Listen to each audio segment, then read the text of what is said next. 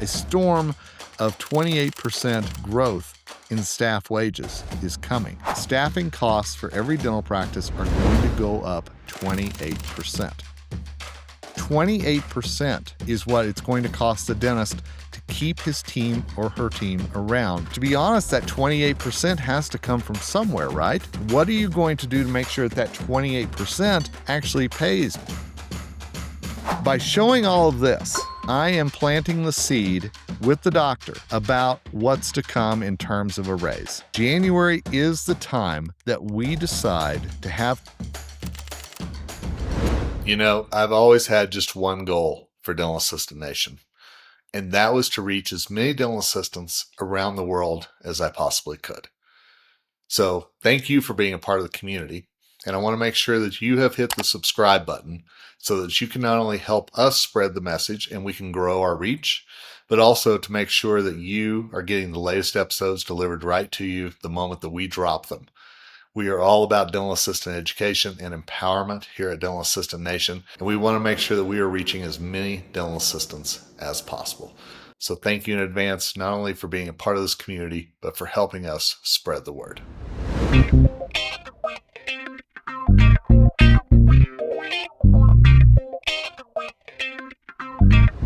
Hey, my friends, it is Kevin Henry, the founder of Dental Assistant Nation. So glad you've joined me for another podcast. Thank you. Because Dental Assistant Nation podcast wouldn't be growing at the rate that it is and reaching dental assistants around the world the way that it is without you, without your support, without you saying every week, I want to learn more. I want to step up my game. I want to get better. I want to enjoy my career more.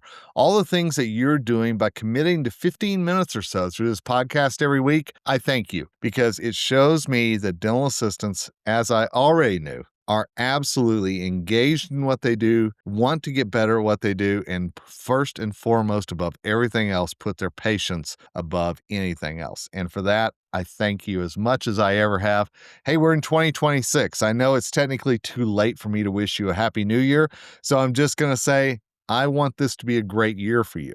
And whatever that looks like, if that is leveling up your infection control game, if that is understanding more about the clinical side of the practice, if that's getting more comfortable with the conversation about money with patients, whatever a better 2026 looks like to you as a dental assistant, we want to be a part of that here at Dental Assistant Nation. We've got so many previous episodes. I want you to scroll back through. Hey, we've been doing this the longest of any dental assistant podcast out there. And there's a reason, because you keep coming back and saying, I need to learn more. And again, thank you for that.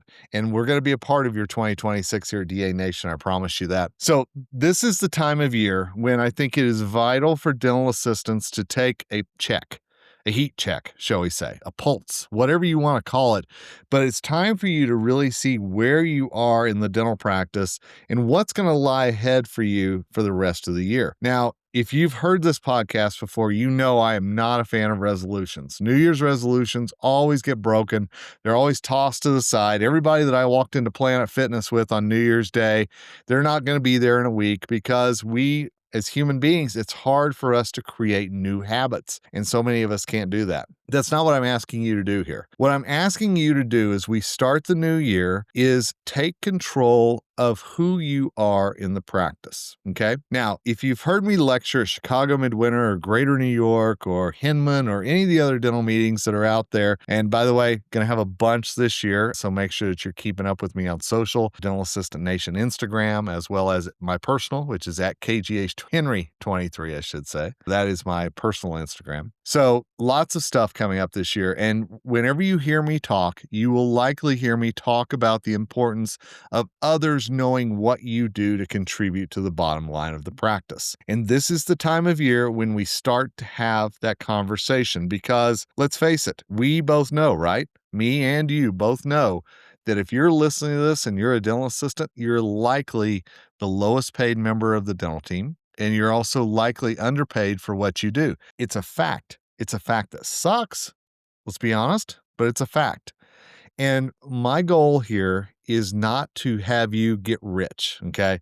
I wish I could. I wish I could wave the magic wand and that happens, but I want you to be able to take control of the situation whenever it comes to the discussion about money in the practice. And you having that conversation is going to involve a lot. Okay. So that's what I wanted to talk about in this podcast is what does it look like to have the conversation about your salary in 2026? Now, there's some things that you need to know before we even talk about your salary, because I think it's important for dental assistants to know what's going on outside of their own practice. Okay. What's going on in the big world that's ultimately going to impact you, the practice you work in, the dentist you work for, everything else. Number one is this. The staffing shortage is not going to get better anytime soon. Now, we've talked about the staffing shortage and what that means for dental assistants, hygienists, front office, even some associate dentists at times, right? But it's not going to get better anytime soon. I have talked to several people in the industry who have kind of had their finger on the pulse of what's coming, and every one of them to a person says there's not relief coming whenever it comes to a flood of new dental assistants coming in to fill in the vacancies that are out there, or a flood of new hygienists. It's just not going to happen. So what we're dealing with right now across the United States, and again, my friends in Canada, Great Britain, Nigeria, South Africa, and so many other places around the country, certainly I want to hear from you as well. How's the staffing in your country? But for right now, I'm going to focus on the US and I'm going to focus on dental assistants here and tell you that if you have a job that you love, congratulations. Great. Because you have found a place that not only inspires you to come in every day, but also appreciates what you do. And I'm honored to hear that, and I'm excited to hear that. But several of you are thinking, is this the right practice for me? I just had a great talk with a dental assistant this morning who told me that she said, and I quote, I worked for an angry man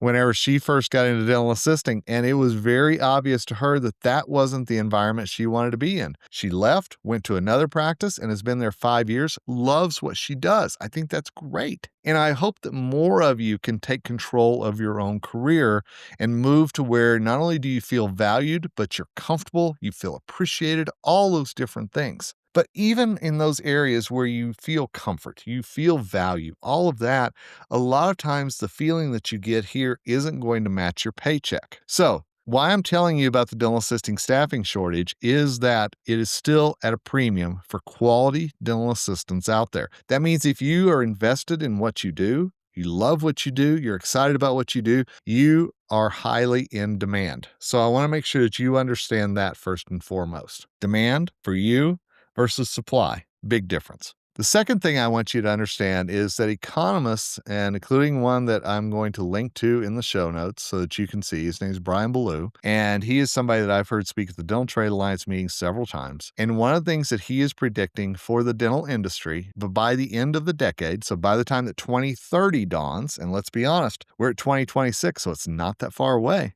But he is guesstimating and estimating that staffing costs for every dental practice are going to go up 28%. Now, I mentioned this on a previous podcast, but I really want to drill in on it for just a second here. 28% is what it's going to cost the dentist to keep his team or her team around through the end of the decade. That's a big thing. And it's a thing that a lot of dentists are worried about right now because not only do they want to keep their teams together, but they also realize that it's going to start looking a whole lot better for a lot of dental assistants if they're not happy in this practice to look around in the area and look at this other practice and see what they're paying. So again, you've got a market where people are wanting qualified dental assistants and dental assistants who love what they do. And you also have a market that's getting ready to pay more for that. Not because dental assistants are demanding it, but because cost of living is going up, costs are going up, so many other things that go into what is being paid to people to do their job is skewing the numbers up. So I take this as good news for you. Now, is it great news for your practice? No. Because to be honest, that 28% has to come from somewhere, right? So you're going to be talking about, are you going to raise your fees? Are you going to add more procedures? What are you going to do to make sure that that 28% actually pays? Because here's a newsflash for you. Insurance reimbursement isn't going to go up 28% to offset it. Delta Dental isn't going to wave their magic wand and say, hey, you know what? We know you're having a hard time. Here's an extra 30%. No, it's not going to happen. I cannot wait to be a part of the Rocky Mountain Dental Convention in 2026. We're going to be talking about the real state of dental assisting in 2026 in Denver. on January 22nd and January 23rd.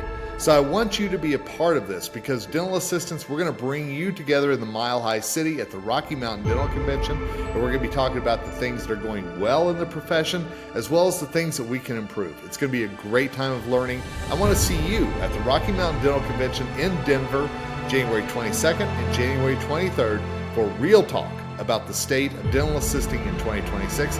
Join me and let's be real with each other.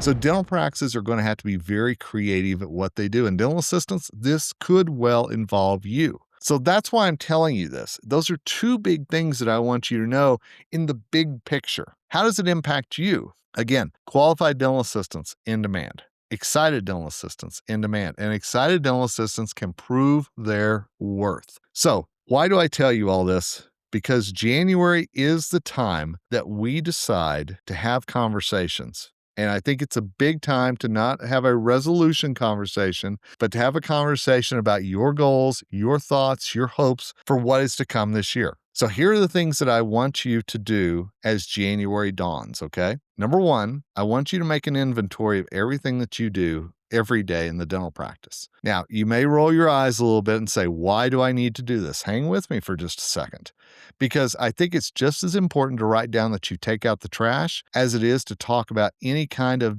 clinical knowledge that you have and put into use every day. The things that you do to make the dental practice run. Are you the first person there that turns on the lights, the last one that turns them off?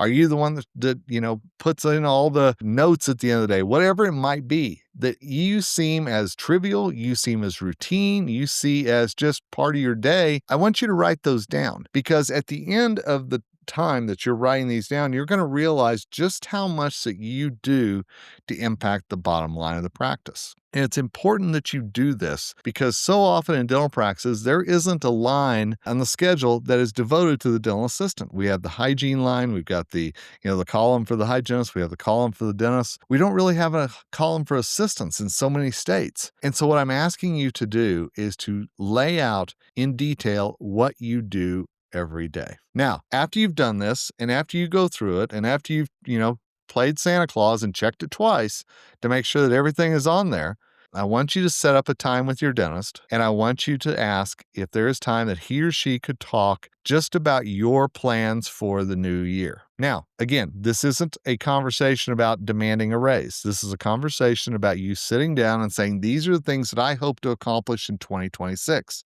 It could be going to a CE course. It could be learning a new skill. It could be getting better verbal skills. Whatever it is that is a goal for you to grow as a dental assistant. Some of you all live in states where there's CDAs, RDAs, EDDAs, whatever it is, that may be part of your goal. And it's important to tell the doctor what you want to accomplish to see how he or she can help you down that path. But during this conversation, I also want you to break out the piece of paper with that list that I just described. And I want you to say, these are the things that I already do for the practice. I want to see how I can get better at this and this and this. Again, you're not flipping the paper down there and saying, look how much I do, but you're showing the doctor that you do a lot. And it's a good reminder because sometimes every day that we do, we lose track of the things that become very routine. We lose track of how important that certain things are that we take for granted. And dental assistants, so often, that's you that does that. So you've called a meeting with the dentist. You've said to him or her, these are the things that I want to accomplish in 2026. You've shown the list of things that you already do in the practice and picked 2 or 3 things that you maybe want to improve upon for next year. That's great. That's the start. The next step is getting buy-in from the dentist on how you're going to grow. How are you going to get better at what you do? How are you going to learn new skills? And how are they going to invest in that? Dental assistants, so often, I know you pay your own way to things. You buy your own education. I hate that, but I also know it's a reality. So I think this is a time to talk to the dentist and remind him or her that investing in you is a wise investment because they want you to stay in the practice, right? They want you to grow with the practice, right? Well, it's vitally important that you do that by getting buy-in from them. Now, so you've talked about certain things, you've come up with a plan for what that is. I next want you to set up benchmarks so that you've got a conversation in January, it's happening right now, and you also have a conversation in July. May seem a long ways away, but the second half of the year starts on July 1st, and that's a great time to sit down and to discuss ideas and where you've been already in the year. So at this January meeting, I want you to say, these are the 3 things that I want to accomplish by July 1st. And these are the things that you're going to help me with to accomplish that by July 1st. Everybody gets buy-in. And then you have this meeting on July 1st to see exactly what got done. If it did, awesome, check mark. If it didn't, why not? Who dropped the ball? Was it you? And if it is, it's okay to admit it, but we've got to be accountable, right? If we say we're going to do something, we have to actually do it. Now, if the dentist doesn't follow through on something, that's a time to say, why not? What happens? Was this not as important to you as you told me it was? To have an honest conversation about why goals didn't hit. And why do I want this in July? Because if you wait till the end of the year to look back to see what you accomplished, you don't have any time to make up for lost time should something not have been done. It's important for you to get to the middle of the year to say, look where we've come so far, but look where we still have to go. And you've got the time to do it. It's critically important that you do that. So dental assistants, I'm asking you, make a list, make a meeting for January, have that list, have the conversation, set some goals, get some buy-in, and then move on to that July meeting where you can see where you are and what's left to accomplish in the second half of the year. By showing all of this, I am planting the seed with the doctor about what's to come in terms of a raise. Notice I've never said during this whole thing, that's when you say, well, I deserve $5 more an hour, or whatever the number might be. You just don't do that, okay? That's whenever sticker shock sometimes comes in, and that's when the dentist sometimes is very wary about doing it. You have to show why you deserve the money before you ask for the money. And that ask isn't really going to come until July. Whenever you've proven what you've done, you've proven you've gotten better, you've proven that there's buy-in, the dentist wants you around, so how do you stay there and keep growing? A lot of times there's more investment that's going to come in, and again, that investment hopefully comes in your salary as well as what the dentist is doing for your continuing education or whatever that might be. Now, that's a 30,000 foot view. And I know I sped through that very quickly, but I'm always cognizant of your time. So many of you have said, I listen to this podcast on the way to work. I listen to it on the way home. I listen to it sometimes on my break. I listen to it sometimes when I'm in the bathroom. Hey, whatever works, as long as you're listening to it. So I want to be cognizant of your time. And I also want to give you my email address. It's kevin@kevinspeaksdental.com. Okay. That's my email address, kevin@kevinspeaksdental.com. And I want you to drop me an email if you need some help, if you need some guidance, if you need some understanding on what I've talked about. Don't hesitate to reach out because I don't want you to do this alone. And I also don't want you to sit here in January and go, oh, that's too hard. It just can't be done. No, it's not. I promise you. And I don't care what kind of dentist you work for. The dentist who appreciates his or her team is the one that's going to win the battles for better business in 2026 and beyond. A storm is coming. A storm of 28% growth in staff wages is coming.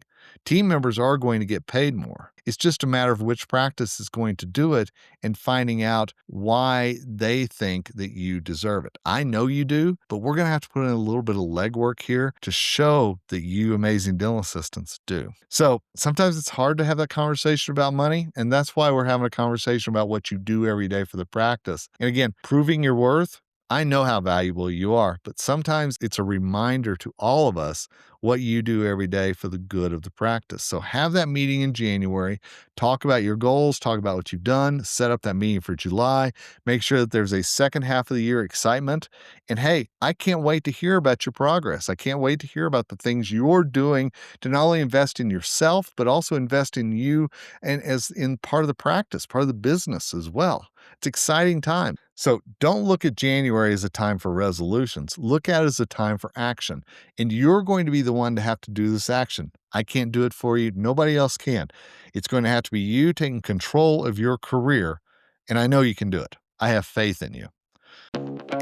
The Chicago Midwinter Meeting. It's one of the biggest meetings in the dental industry every year, and this year is going to be extra special because I'm going to be talking to dental assistants at the meeting, and I can't wait to be a part of it. So dental assistants and dental team members, join me Friday, February 20th, as we talk about harnessing the powers and personalities in the dental practice.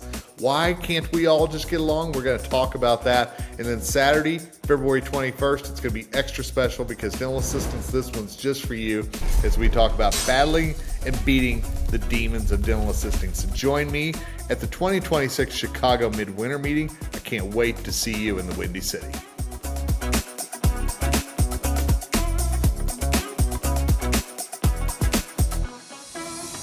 So I'm going to be at Rocky Mountain Dental Convention this year in Denver.